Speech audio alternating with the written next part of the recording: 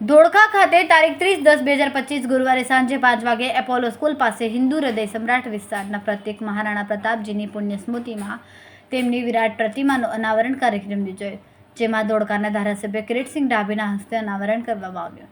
આ પ્રસંગે ધારાસભ્યએ જણાવ્યું કે મહારાણા પ્રતાપજીની અડગ દેશભક્તિ, અવિસ્મરણીય શૌર્ય અને અદમ્ય સ્વાભિમાન આપણા સર્વ માટે અખંડ પ્રેરણાસ્ત્રોત છે।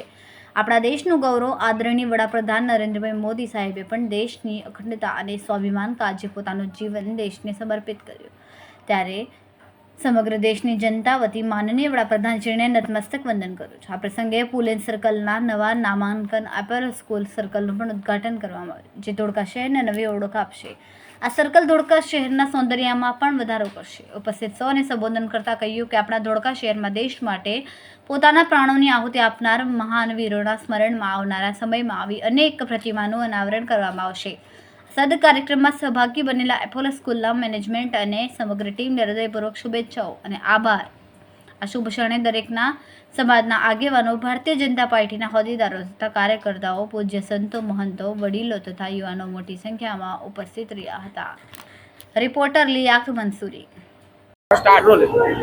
આજના ઐતિહાસિક દિવસે આપણે શ્રી મહારાણા પ્રતાપ, જે આપણા હિન્દુ સમ્રાટ કહેવાય, એની પ્રતિમાનું અનાવરણ કર્યું અને એની સાથે અપોલો ઇન્ટરનેશનલ સ્કૂલ ધોળકાનું સર્કલનું 4 રસ્તા ઉપર સર્કલનું પણ અનાવરણ કર્યું છે।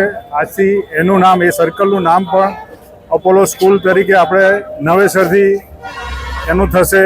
માનનીય ધારાસભ્યશ્રીનો પ્રયત્નથી, આપણા ધોળકાના લોકલાડીલા ધારાસભ્યના પ્રયત્નથી આ સ્ટેચ્યુનું અનાવરણ થયું અને આગળ એમને જેમ જણાવ્યું એમ હજુ પણ બીજા આપણે સ્ટેચ્યુ આખા ધોળકામાં, આપણા ધોળકાની ઓળખ, કે આપણી વિરાટ નગરી છે એની ઓળખ આપણી જળવાઈ રહે તે માટેના પ્રયત્નો પણ ચાલુ છે અને આગામી 6 મહિનાની અંદર દરેક જગ્યાએ એ બધા સ્ટેચ્યુનું પણ અનાવરણ થઈ જશે।